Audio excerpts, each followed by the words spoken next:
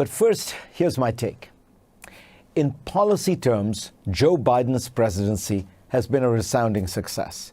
Entering office as the pandemic still raged, he's presided over the creation of almost 17 million jobs, with inflation nearing the Fed's 2% target. Productivity is up, wage inequality is down, small business formation is at record levels, and wage growth is outpacing inflation. And yet, in political terms, Joe Biden has failed. He leaves office with among the lowest presidential approval ratings in history, and his party having lost the presidency, the House, and the Senate in the 2024 elections.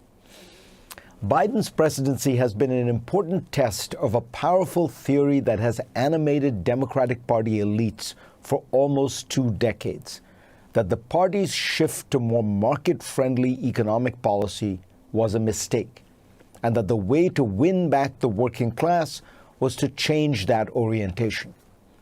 The Biden presidency pursued economic policies infused with this new interventionist spirit.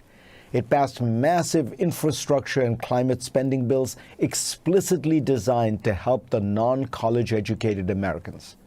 And that is where most of the money flowed.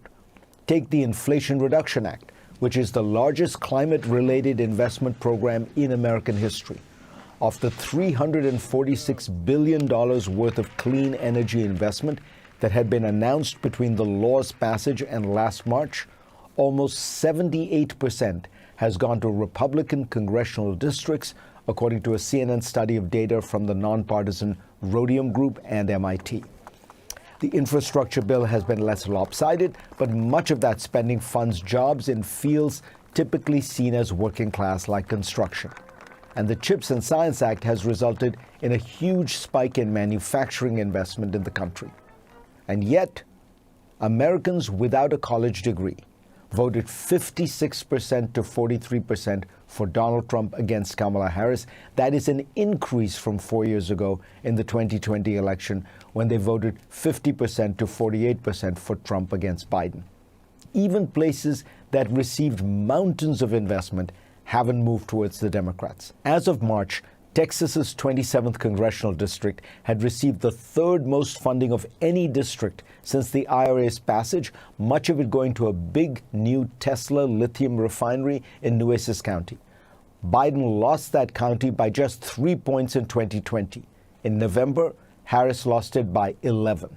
Mississippi's 1st district is safely Republican, yet a $1.9 billion EV battery plant is being built there.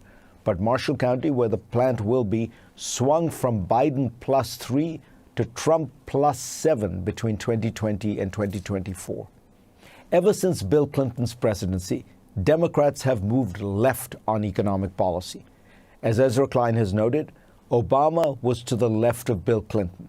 Hillary Clinton campaigned to the left of Obama, and Biden was to the left of Hillary. And yet, during that period, Democrats' working class support has cratered. This is not simply a Trump phenomenon.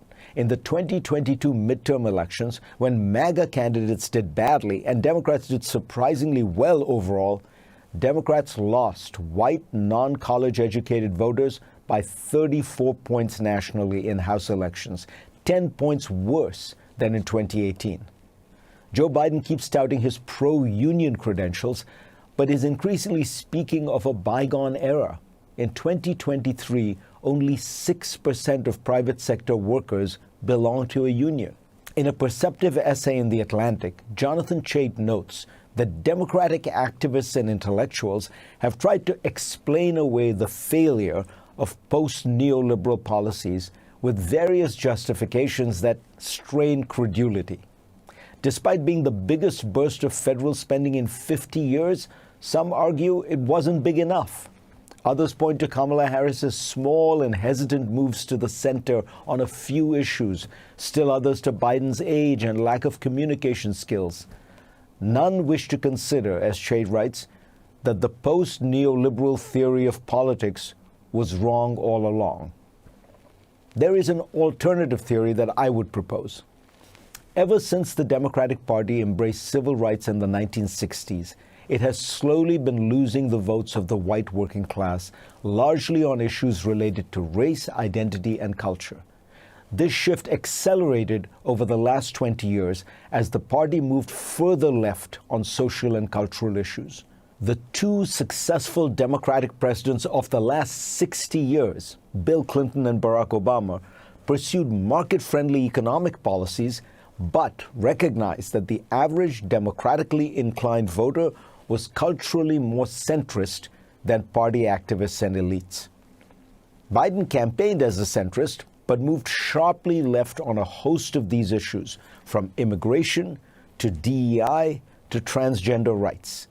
Those policies led a significant number of working-class Hispanic and Asian Americans, many of whom are culturally conservative, to shift their votes in 2024 to the Republicans.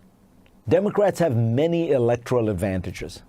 They have a solid base of college-educated professionals, women, and minorities. Many of the swing voters who have helped them win the popular vote in 7 of the last 9 presidential elections are registered independents and suburbanites. Perhaps they should lean into their new base and shape a policy agenda around them rather than pining for the working class whites whom they lost decades ago.